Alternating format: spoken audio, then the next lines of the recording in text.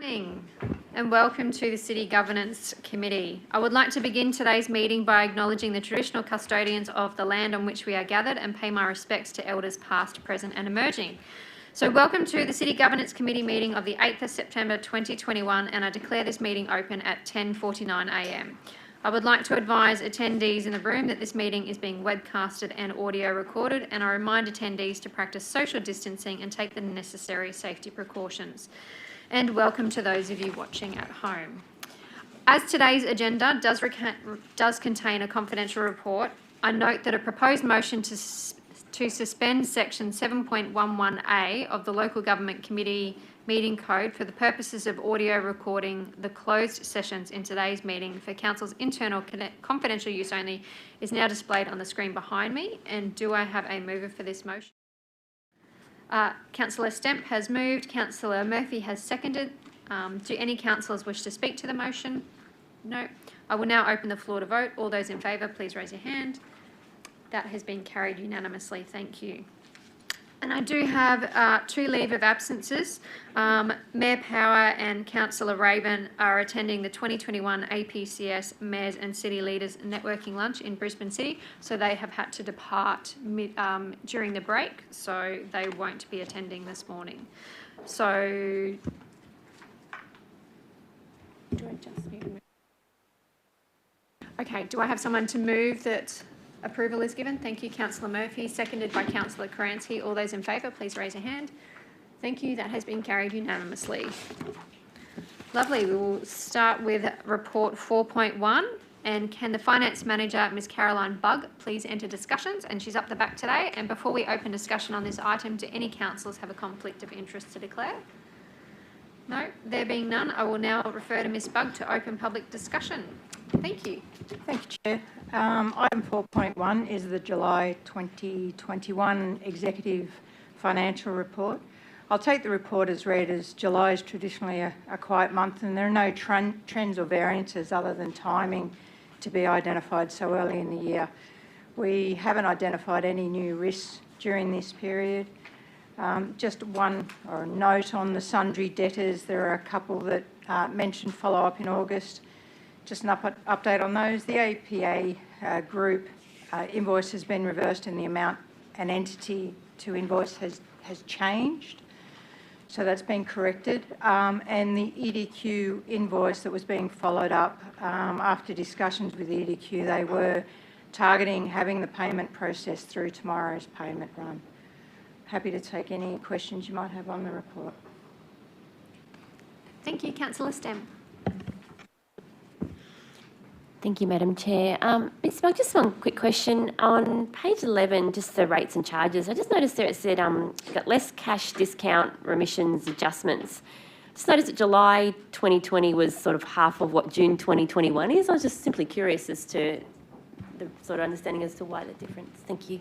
So the discounts that you mentioned there, they'll be in relation to the new financial year worth of rating, or the levy, the first levy. So we would traditionally see that go up in the first quarter.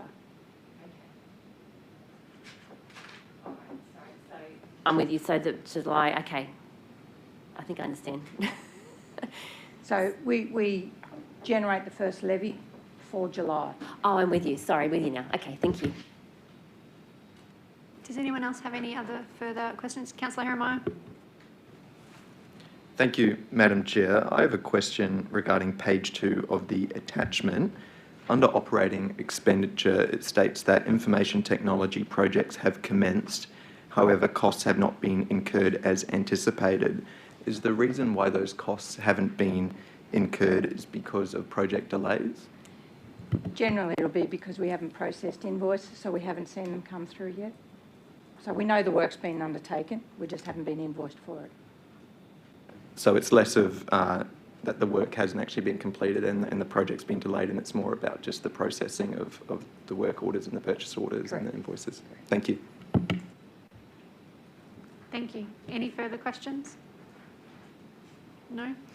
Do I have a mover for the report's motion as displayed on the screen? Thank you. Councillor Stemp has moved the motion. Councillor Murphy has seconded the motion. All those in favour, please raise your hand. Thank you. That has been carried unanimously. Thank you very much. We will move on to item 4.2. Before we open discussion, does anyone have any conflict of interest they wish to declare? No, there being none. I do note that item 4.2 is confidential, and it is considered necessary to take the discussion of this report into closed session as the confidential attachment contains information in relation to council's annual budget. However, we can keep it open if we don't want to move. Does anyone wish to move into confidential? No? Sure. I want to ask a question on. Sure. Yep, so we're remaining in open, so just be very mindful, councillors, not to ask anything that's in the confidential section. Do you want to ask? Yep. So on page...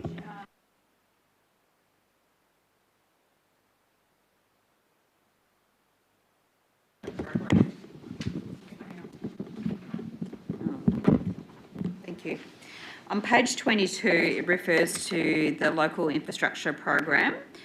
I'm just curious if you could please tell me what funds allocated by cut-off means. What does that mean? Do you want them to talk about the report generally first, and then we can answer your question? Is that okay? Can they talk to the report? Because we haven't quite spoken to the report yet. Is that okay? And then we can answer it? All right. Yep. Thank you, Chair. So the item 4.2 is the June 2021 financial year wrap-up, if you like, executive financial report. Just firstly to note that this report has been written prior to the finalisation of the external audit. The operating surplus at 30 June was $3.611 million against the amended budget of $8.15 million. The variance is predominantly being driven by operating expenditure, which is over amended budget. Just like to note that the movement in that expenditure space was heavily impacted by the year-end process of expensing items that were held in capital WIP in progress throughout the year. This task is done once a year, or generally when the projects are being financially completed, and I'll just note a couple of the major changes. The Roads Infrastructure Delivery Branch had $4.14 million that were expensed in the last month. The Windows 10 project had $2.3 million expensed, and there were a small number of SLF projects that had $800,000 expensed out of the capital work in progress. The main driver for revenue variance is the increase in internal tax received from Logan Water. There's an offset in corporate finance expenses. That variance was noted in the May monthly report. We continue to see the variance of water usage revenue through the entire year, although the variance was first apparent in the first quarter of the year. Again, that variance is predominantly offset by directly related expenses. I'd like to note in the commentary we have other expenses variance being driven by an internal, or it's a Logan Water, have accounted for a doubtful debt of $1.6 million. However, that is being investigated by DA at the moment. It's those operating expenses that were impacted by the three predominant capitalised or expenses.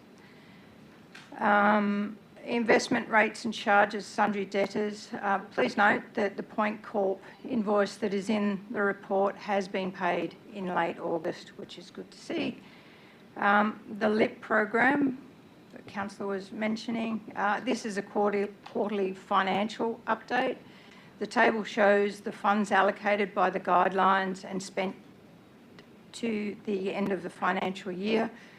The report,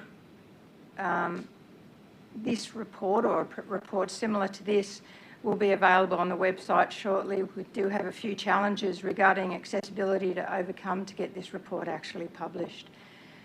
In relation to the date for the first year allocating the local infrastructure program funding. The guidelines indicated that those funds had to be allocated by 31st of October, and each subsequent year will be the 30th of March. The additional attachment to this report is the confidential attachment. I'm happy to answer any specific questions in regard to that if necessary. Okay, Councillor Bradley. Thank you. We used to, as councillors, get a reminder when those dates were coming up so that we could allocate funding if we hadn't already done so. Is it possible to actually have that again? And also, is it possible to find out, because I can't remember what the 119,000 for Division 1, is it possible to get a detail of what that actually has been allocated to? The reports used to actually state that. Through the Chair, happy to follow up on the reminder for councillors around the allocation of funding. We also have a breakdown by division, by project for each year. If you'd like me to circulate that, I can. So Councillor Bradley, just before you keep going, when I did see this, I did know that questions would be raised, and I did talk to Caroline about this last week, and I did say that we have all been across this. We've all allocated our funds as far as we know. So I think there needed to be a little bit more detail about what projects we had allocated it to, Yes. and that sort of thing, because we've all got the LIP forms that we've signed and that sort of thing. So I have asked, and it is just a little bit more work that needs to be done with this report. Yeah, if I can continue, please. Yeah, that's what I was trying to actually say. The reports used to actually say where the money had gone to, which projects.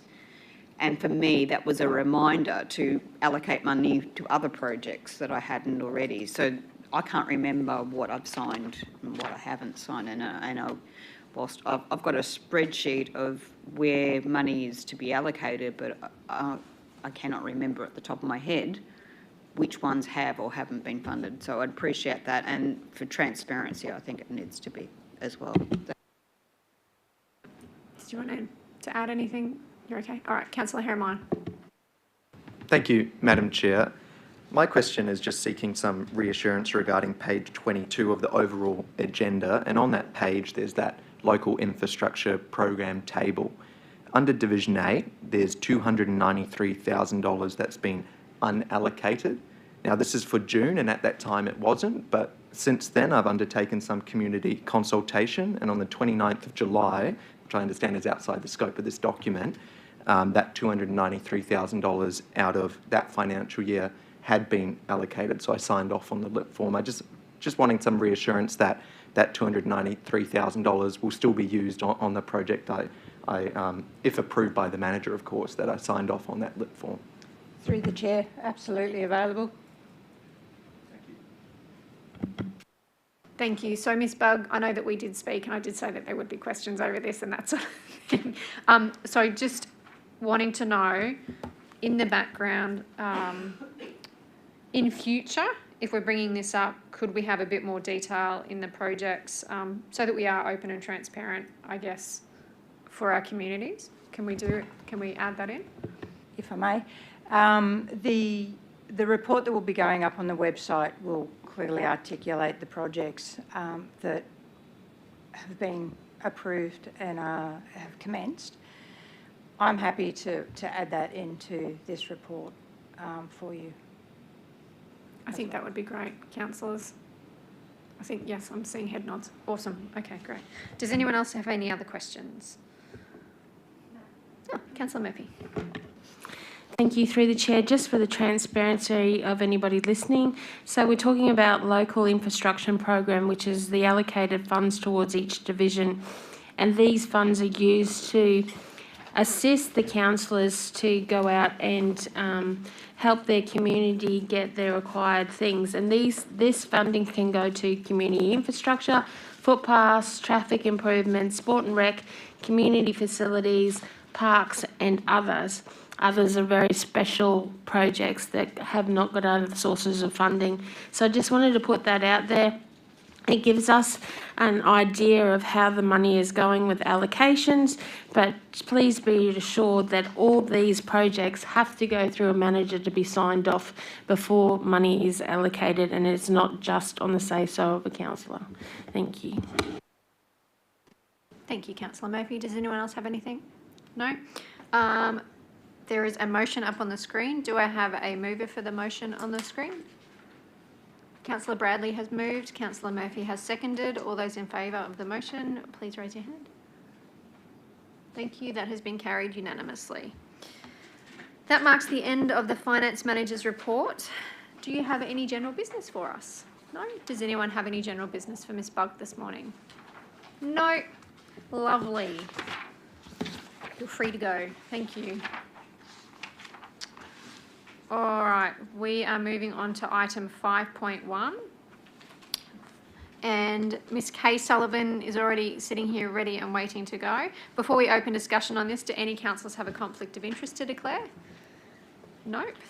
I note that 5.1 is confidential. It is considered necessary to take it into a closed session as the report includes information that is commercial in confidence, which would be likely to prejudice the interests of the local government or someone else or enable a person to gain a financial advantage. Do any councillors wish to move into a closed session for this? No. There is a motion. Oh, sorry, I'm not going to a motion. Ms Sullivan, would you like to speak to the report? Sorry, I'm skipping pages. Through the chair, I'll take the report as read, and I'm happy to answer any questions, noting we're not in confidential. Thank you. Does anyone have any questions for Ms Sullivan? No. I do note that this is a council building in my division.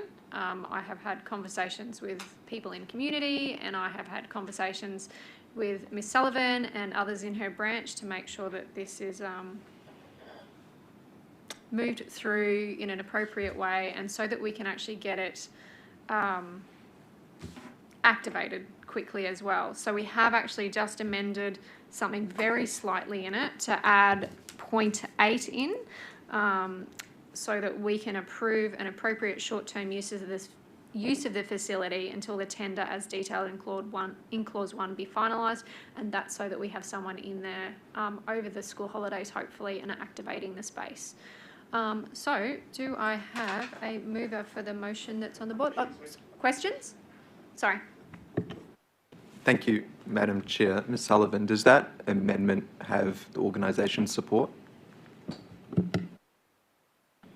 Who within the organisation? Sorry, councillor. Yeah, you or Robert. Yeah. Oh. Is that a councillor spurred amendment, or the organisation said, "Oh, we should put this amendment in the motion"? Through the chair, there was an opportunity for us to enter into this type of arrangement, and through checking from a legal, a governance and a procurement perspective, we're comfortable that we can go down this path. Great, thank you. Thank you. Thank you. Does anyone else have questions? No? Okay. Do I have a mover for the report that is on the screen? I don't know that I can move it. Councillor Murphy, thank you for moving it. Councillor Stemp, did you want to second it? Thank you. All those in favour, please raise your hand. Thank you. That has been carried unanimously. All right. Moving right along. We are on to 5.2, and before we open discussion on this item, do any councillors have a conflict of interest to declare? Nope. There being none, I note that 5.2 is confidential, and I note that it is considered necessary to take the discussion of this report into a closed session, as the report includes information that is commercial in confidence, which would be likely to prejudice the interests of the local government or someone else, or enable a person to gain a financial advantage. Do any councillors wish to move into closed session for this item? Councillor Murphy would like to move. Councillor Karansky has seconded. Thank you very much. I will now open the floor for councillors to vote to move into closed session. All those in favour? Thank you. I will go around the room. Hang on. That's Everyone apart from Councillor Lane, how do you vote? Against. Against? Councillor Hall? Against. Councillor Bannon? Against. Okay. That has 3 against, and I can't calculate that quickly, but the rest of us were in favour of moving into confidential. So we will move into confidential.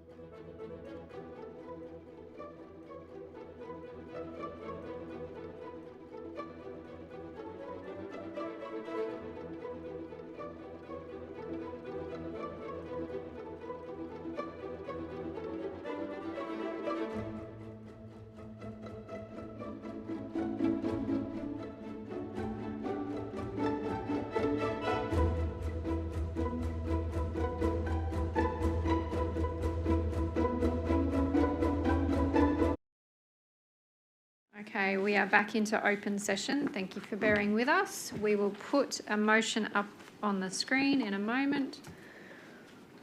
And the motion is on the screen. Do I have Shannon has moved the motion. Do I have a seconder for the motion? Thank you, Councillor Karansky. I will now open the floor to vote.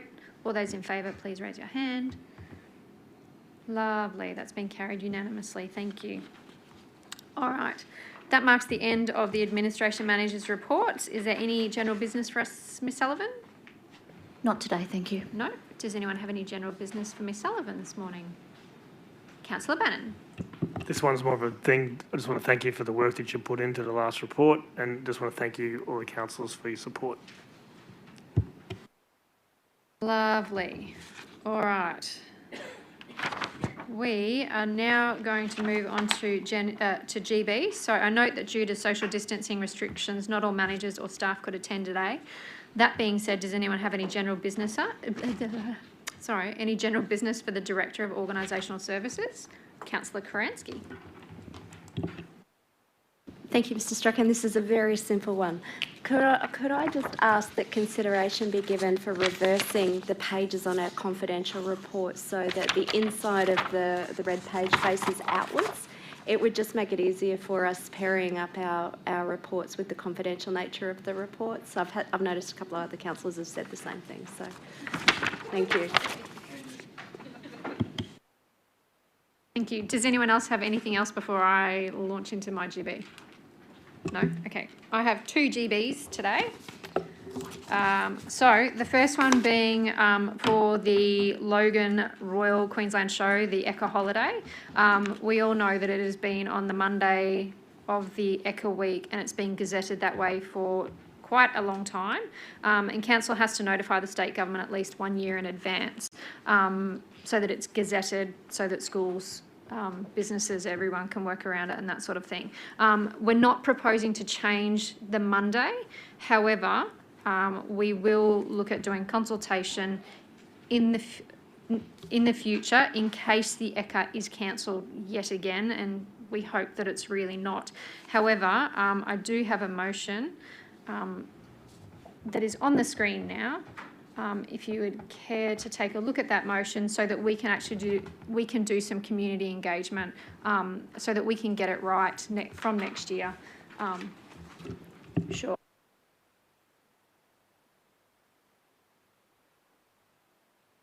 Curious, what do you mean by a survey? Are you saying have your say? Is that what you're referring to?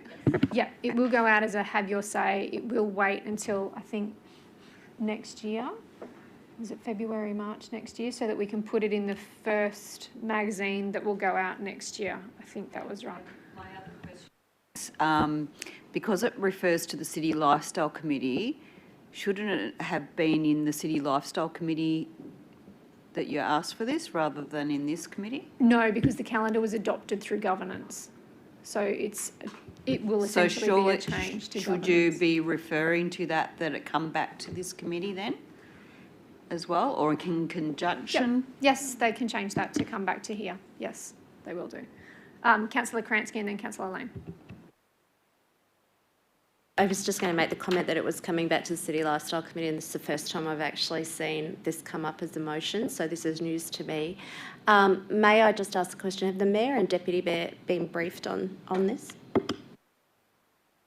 No, I don't think I actually spoke to them about it. I was doing it in the background, talking with Councillor Murphy and the Governance Committee to bring it back up, and because I wasn't aware that they weren't going to be here, so I didn't flag it with them, so no. Would it be all right if I move to defer this item until ordinary council next week? Possibly, can you do that? Yep. Chair. Hang on, I've got Councillor Lane first and then Councillor Bannon. Thanks very much. So the move to put it into a survey of Logan City through the Our Logan magazine, how exactly would people respond to that? Would it be online or would it be by paper so that they could actually drop something off to the local shop where a box says your survey on the Ekka Holiday, or how are we proposing to do that? It is, however they do the have your says, I believe, which is why it was going to go. That's an online, which Yes, excludes I know. most of the community. I know. Through the chair, I'd suggest that if there's an appetite for this GB item, that the customer experience and community engagement manager might come and just provide a briefing to council with regard to how they intend to connect with the community with regard to this particular question. So I would do it that way. But absolutely fine if you'd like to defer this GB item to ordinary council. That is infinitely doable, so everyone can be consulted. Councillor Bannon? I mean, deferring a week's not going to matter, but DM definitely knows about it because he told me about it. But yeah, a week's not going to matter. Do you want to go back? I'm sorry, Councillor Wilcox, I'm trying to wrap it up fairly tightly. My concern is just what is this going to look like? I share a similar concern to Councillor Lane, and if this is coming up utilising, you know, some of our customer engagement people, I don't even think they've been briefed on this. I don't think they're aware of it. And I am aware that this has been a contentious issue for the community in both directions, actually, those who support and those who don't support. So part of that would be what time frame would we be looking at? Obviously, if it might be a difference between if we find out, like we did most recently, that there's very short window of notice as opposed to a number of weeks of notice and so on. So I guess I'd like a bit more context around how we're going to go out. And I recognise we might not yet know that, but I'm just a little bit worried about the nuances of this and whether there's any costs associated with the public consultation component. Very happy to support public consultation. Just want to know a little bit more about what it's going to look like, what the intent is. Because we've all spoken about it previously, wanting to go out for community consult. We didn't think it was appropriate to do it at this back end of the year, which is why, in consultation with the CEO and Robert, it was decided to put it out to February with the first magazine that goes out, so that then there is enough lead time if things happen later in the year that we can move it. And it's not so that we're moving the actual Monday gazetted public holiday. It's literally just in case we need a plan B in future in case the ECA does get cancelled. But yeah, Councillor Murphy. Thank you. Through the chair, we did talk about this in SLT on Monday. The Deputy Mayor is well aware of it. He's actually the driving force behind this. Due to the movement of the ECA holiday this year and having to make a decision so quickly without public consultation, we wanted to bring this back to the public in the new year. The CEO suggested that we put it through the magazine and Have Your Say to get some sort of clarification from our community early in the year next year. We don't intend to move the holiday. We want to keep it on the gazetted day, which I believe is the 8th of August, the Monday. This is only in the circumstances as if we go into another COVID lockdown or for some reason that we're looking at moving that holiday, and we want the public's feedback with regards to, do they want us to say follow Brisbane and take their lead and move the day, or would they like us to keep it in the same order and just go with the flow? So because we got such flack from the community because we had such a short time with regards to moving the holiday, we just wanted to put it out there as a Have Your Say in the early year, so that still gives us enough time that if this did arise again, that we have got community consultation from our community saying, okay, if this does arise again, this is what we want you to do. We want to be able to give our community the opportunity to have a say and let us work with them on what they particularly want. But the Deputy Mayor is well aware of this. Thank you. Thanks. Councillor Bannon, then Councillor Heremiah. I'm all for this, but it's a bit like rubbish. You'll come back with a 50-50 vote from the public. Because I know we cop some backlash because the people that didn't like it are louder. Because I probably got 70% of positive comments because they're not as loud because they're happy. There was more negative because if you don't get what you want, you scream a bit louder. But just being aware that the council can make that decision, that this is going to come back. Half will go Monday, half will go Friday. You're never going to win on this one. So as long as we're all aware of that. But at least we can say, we went out to community, we tried our best, but no one's going to be happy about whatever day we go to. Councillor Murphy that would like to respond directly, and then I'll come to you. Councillor Bannon, I tend to agree with you, but this is at least a way of getting on the record what the community wants to have their say. If they choose not to have their say, then at least we can go to this report and say, look, we put this out there for you guys in the new year to say, this is an opportunity if this circumstance arises. I'm hoping like hell that we don't have to deal with COVID again this time next year. Thank you. Councillor Herrmeyer.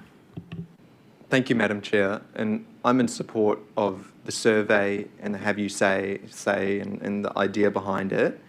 But I think this motion right now is just a bit raw. So we have a manager in the lifestyle branch who's going to prepare a report across branches to governance. We haven't consulted that manager. My understanding and what I try to do is work with council officers, try to figure out a solution, and if you can't, then you bring it up as a general business. So right now, because it's just so early on, what I would love to see is put this on hold, work with the council officers, consult them, get a better motion, put it forward, and then I'd be comfortable to vote for it. But right now, since it doesn't have that, I'm quite wary of this motion.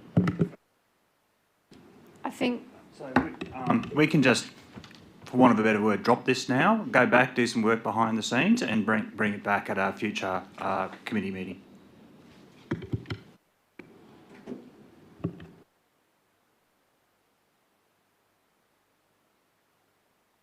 Well, we could, through the chair, we're happy to bring it back whenever it's ready. We've done the consultation and it's ready to go. We can bring it back either to an ordinary council meeting or to a future committee meeting, whichever one. I'm just thinking in the essence of this is very timely because it is still so raw. If we don't get something done quickly, it will be forgotten. People won't, they won't do the survey, as you say, and that sort of thing. So I'm thinking we need to move on it quickly while it is still raw. So can we prepare it for the next round of committee in September? Oh, hang on, we're in October. Sorry, I'm forgetting what month I'm in. So if we prepare it for the next round of October, would that be okay? Yep. Yep. Councillor Kransky? Sorry, just in the absence of anyone from the community engagement team, I'm happy to agree to that subject to engagement with the community engagement manager. So ensuring that they're comfortable with bringing that report in that time frame. I expect they would be, but they're not here to answer to that.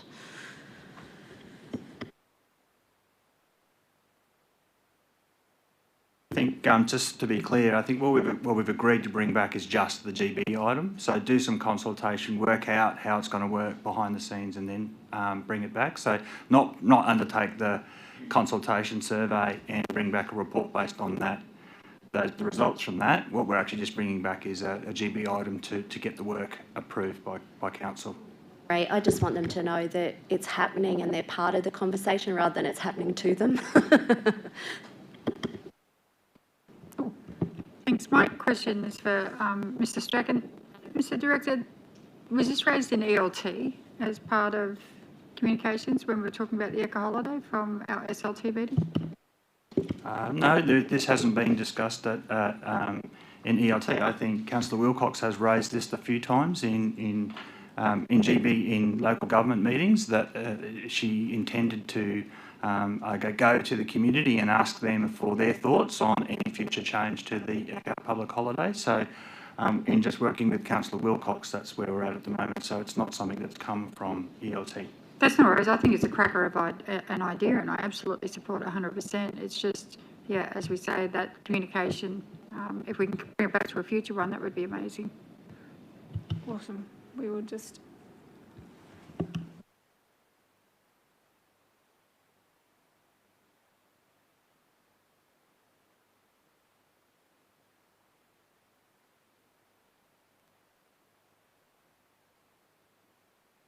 So we don't need to do anything with that one. We will take that off and we will raise it again in the October round for those of you at home so that we can move forward and making a decision for next year. No. No. Okay, the second round of GB that I have is in regards to the LGAQ conference that's coming up. There has been more than 2 councillors who have expressed an interest in attending due to the topics on the agenda, matters of interest to the Logan City Council residents, and an opportunity for some to talk with mayors and councillors of the other LGAs to discuss things. So I do have another motion that is up on the screen. If you guys can cast your eye over it. So it's to remove,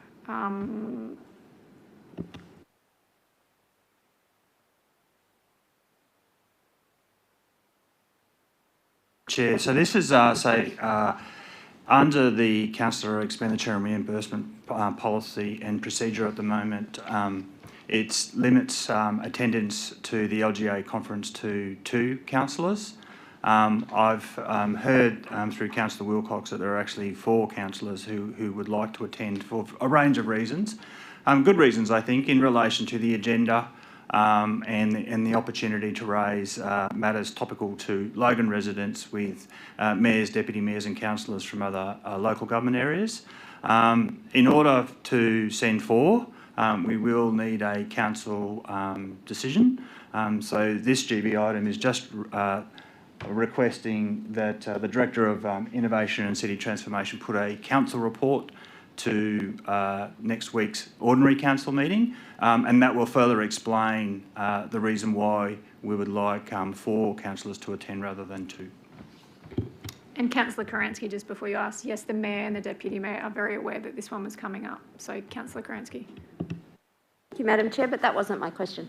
My question actually was, will that report actually detail the cost associated with those additional members going to Mackay and accommodation and various other things, so we'll be able to consider that holistically?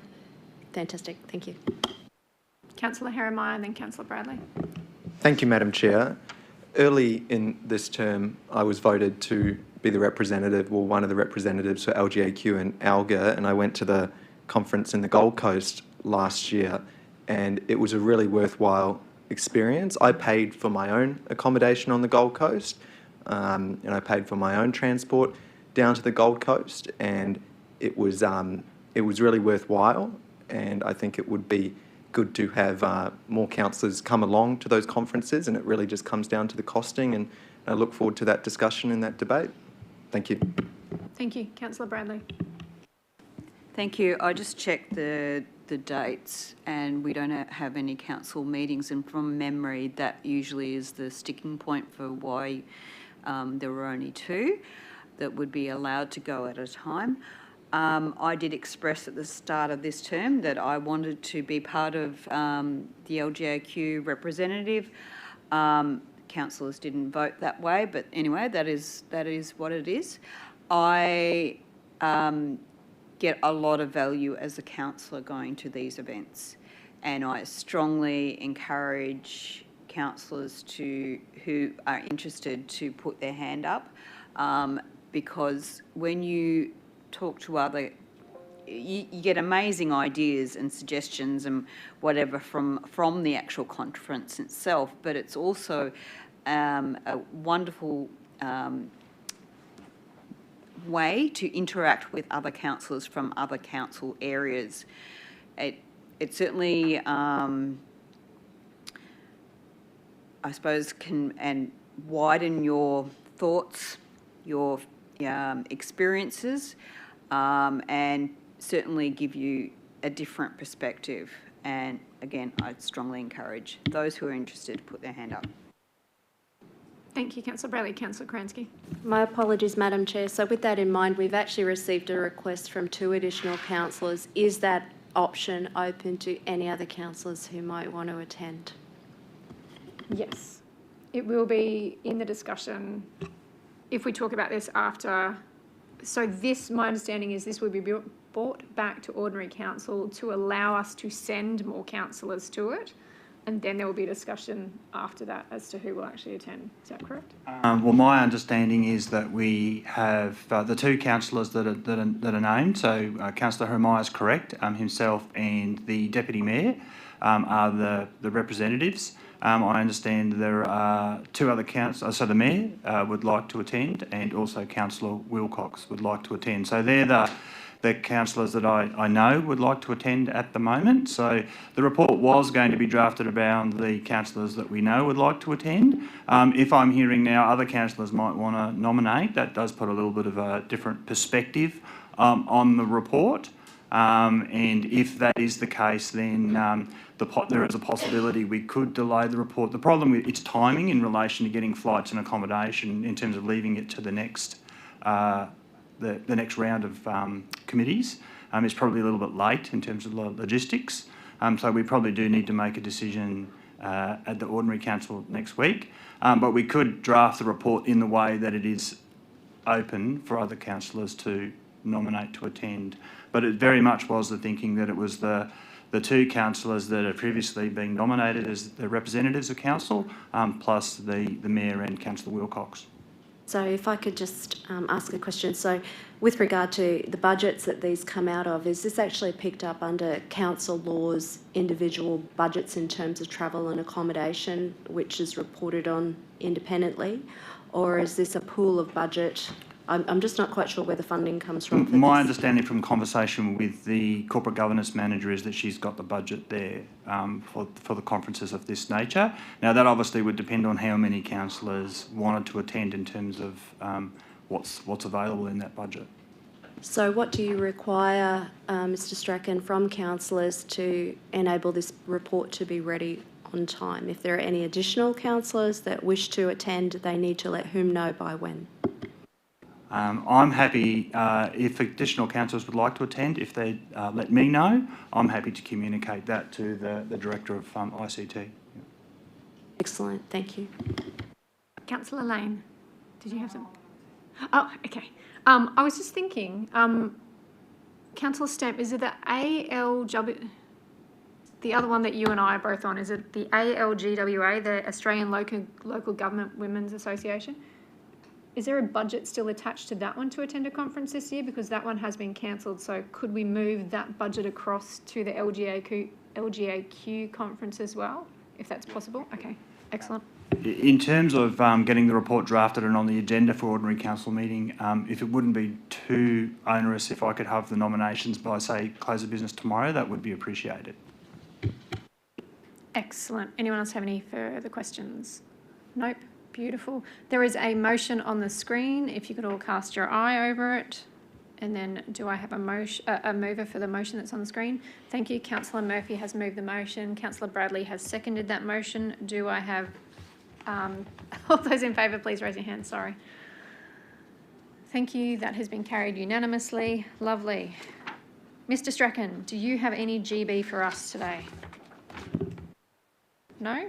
Beautiful. That completes the agenda for today. I declare the City Governance Committee meeting of the 8th of September 2021 concluded at 11:47 a.m. Thank you.